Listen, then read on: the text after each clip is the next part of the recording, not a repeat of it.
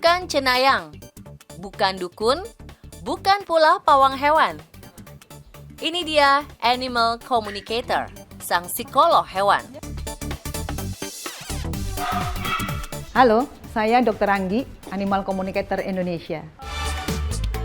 Memiliki latar belakang sebagai dokter manusia, Anggi mulai tertarik dengan bidang ini sejak tahun 2018.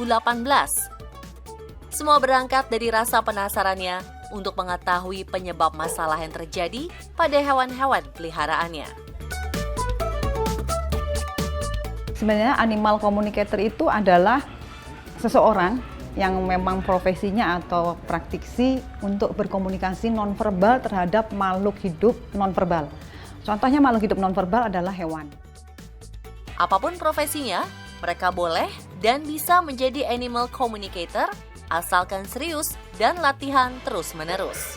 Belajarnya itu kalau misalnya kita niat dan mau praktis, mau belajar, mau latihan terus, maksudnya setelah kita diajarin kita mau latihan terus, itu sebenarnya belajar cuma sehari, 2 hari, 3 hari juga udah bisa sih. Kalau niat ya, tapi mesti dilatih. Cuma apakah orang itu kalau belajar harus energi negatifnya harus dikeluarkan. Contoh energi negatif adalah mungkin kita punya trauma masa lalu. Kita kesel, kita lagi marah, lagi punya deadline. Kita nggak bisa melakukan komunikasi nonverbal. Kenapa? Kita jadi judgement, kita jadi menganalisa hasilnya. Nah, seperti inilah ketika Dokter Anggi ingin berbicara dengan hewan-hewan yang menjadi pasiennya. Nah, setelah duduk diem, jadi kayak kita ngomong di dalam hati sebenarnya. Tapi kita masuk ke alam bawah sadar, ada frekuensi tertentu, ada tata caranya yang saya harus masuk ke alam pikirannya si hewannya. Terus kita tanyainlah pertanyaan itu. Tapi kalau saya harus melakukan proteksi terhadap pada saat masuk. Kan kita istilahnya kalau telepati itu dimensinya kan antara, kalau mungkin lebih gampang tuh kayak beta, alfa, ya kan? Jadi kita masuk ke alfa ke arah theta. Nah, kalau saya lebih senang dari alfa ke theta. Nah, kita kan itu ada frekuensinya. Nah, kita masuk ke situ. Memang sih kayak tadi Mbaknya bilang, berarti kayak ngomong dalam hati, betul. Makanya kenapa kita harus clear dari 3 hal tadi.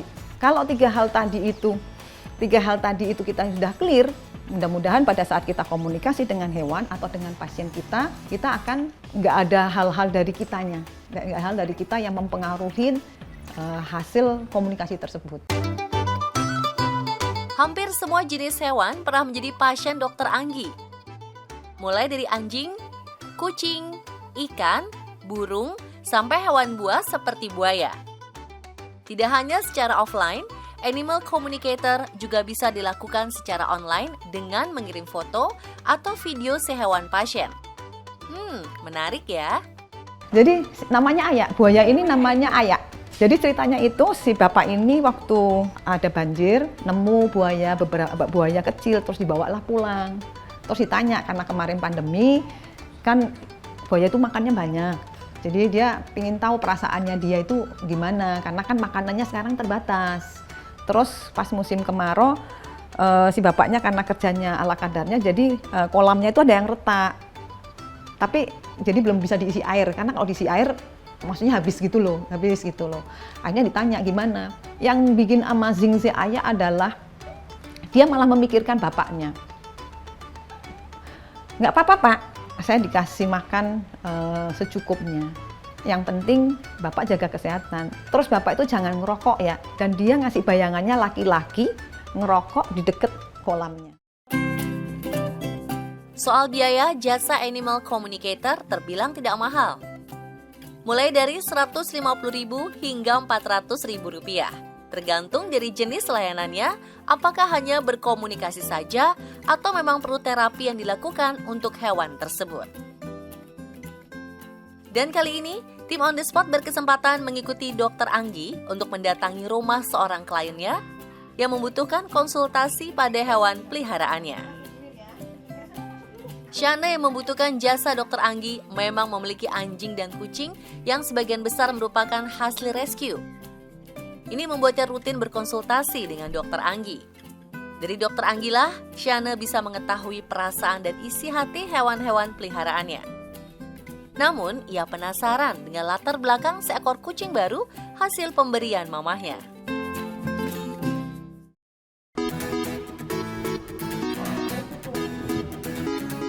Halo Dok.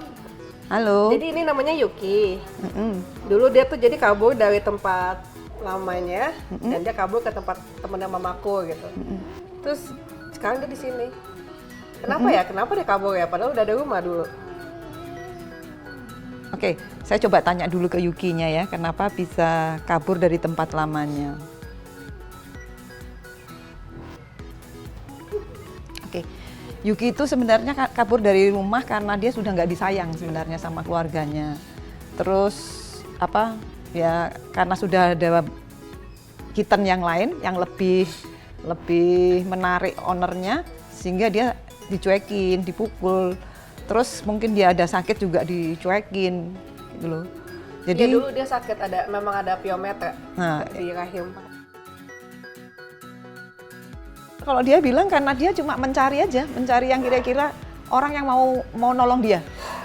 Kucing itu punya chemistry terhadap manusia yang bisa menolong dia gitu loh. Jadi dia akan ke rumah yang kira-kira aku bisa ditolong. Orang itu tidak bisa merawat, tapi at least orang itu akan ngasih info ke yang suka sama kucing.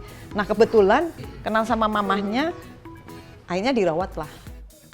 Dengan keadaan tenang, sambil melihat hewan tersebut, Dokter Anggi mulai mencoba memahami dan masuk dalam intuisi atau perasaan hewan yang sedang diajaknya berkomunikasi. Yang ini namanya Tako, Dok. Jadi ceritanya 3 minggu yang lalu, dia kan suka keluar masuk rumah. Nah pas dia di luar, mbak aku ngelihat dia lagi di got, udah jatuh di got, tapi gotnya itu dangkal, jadi nggak mungkin dia kayak nggak sengaja jatuh terus langsung kayak sakit gitu ya. Dan dia waktu mau jalan dia nggak bisa jalan, kakinya kayak diseret-seret, terus kencing darah, kayak ada pipisnya darah gitu. Nah pas kita bawa ke dokter di ronsen kan, habis itu di USG, dan di USG dilihat di kantung kemihnya ada darah, memang ada darah, kayaknya ada benturan. Oke. Kalau kata Tako sih sebenarnya bukan ditendang, tapi dia diserempet sama bapak-bapak agak gendut pakai motor yang sering, sekarang pun bapaknya masih sering lewat depan.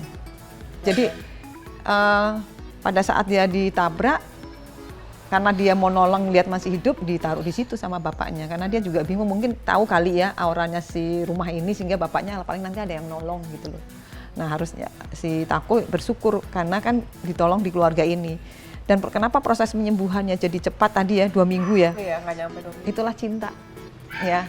Cinta itu membuat semua manusia maupun hewan akan proses penyembuhannya menjadi lebih cepat.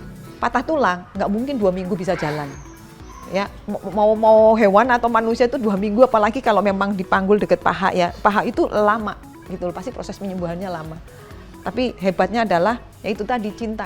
Cinta orang yang merawat dia dengan baik, walaupun dia ditabrak sama bapak-bapak. Tidak hanya kucing, Dokter Anggi pun mencoba berkomunikasi dengan anjing bernama Dobby untuk mengulik bagaimana kehidupan masa lalunya. Ternyata setelah dikorek, emang dia punya trauma waktu kecil tuh disiksa sama dipotong ekornya tanpa anestesi. Coba bisa dibayangkan kayaknya seperti apa. Kalau dia bayi, papi mungkin enggak apa-apa, tapi kalau sudah agak besar dipotong tuh kan rasa memorinya itu jauh lebih ini ya, si Dobby itu. Nah, Dobby itu selain itu dia juga dia punya selalu melindungi keluarganya kalau misalnya ada yang berbahaya gitu ya. Kalau mau sakit, mau bahaya, dia selalu kasih tahu. Karena punya rasa cinta tadi, cuma cinta, kasih sayang. Jadi mereka juga memberikan cinta juga kepada sesama temannya hewan. Menariknya, saat awal konsultasi, Dobby lah yang memberitahu Dokter Anggi bahwa banyak aura negatif di rumah Shane akibat banyaknya guci dalam rumah. Dan benar saja, usai guci-guci tersebut dikeluarkan, hawa dalam rumah lebih adem, jarang terjadi pertengkaran.